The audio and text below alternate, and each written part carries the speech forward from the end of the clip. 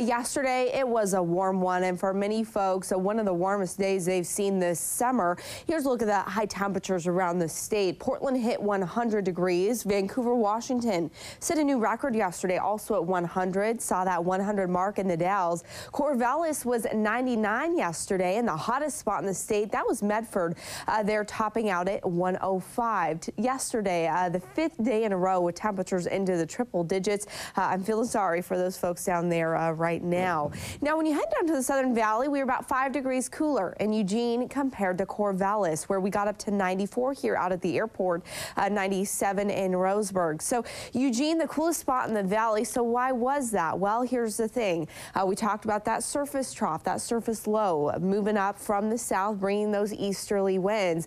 Everyone that saw that easterly wind component saw the warm temperatures, or the extremely warm temperatures. Those of us that didn't quite get that east wind didn't see those temperatures climb as high as other folks. So here's a look at the local high temperatures. Corvallis Airport, 99 degrees. Cheshire at 100 with some winds out of the east yesterday. Again, the airport there along Highway 99 topped out at 94, but when you head to South Eugene near Willow Creek, topped out at 96, a little bit warmer there. Cottage Grove at 95, and even Detroit Lake, which is up closer to 1,500 feet, a good 1,000 feet higher than we are here in Eugene, warmer than us, topping out at 97. Clear up to San Ian Pass, over 4,000 feet there, 86 for the high, low 90s and upper 80s for Central Oregon. And then when you get out to the coast, Florence was not 100. It was in the 60s, just like Newport and North Bend. So as it often is the case here in Oregon, it really does depend on where you were and which direction your winds were coming from. Now, we saw those south winds here in Eugene,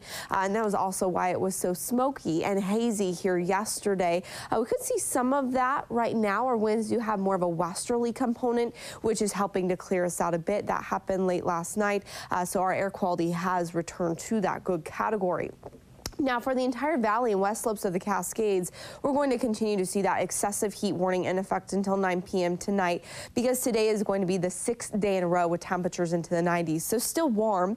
And then everywhere else here, when you head to southern Oregon and central Oregon, red flag warnings in effect for very critical fire danger that is on the way.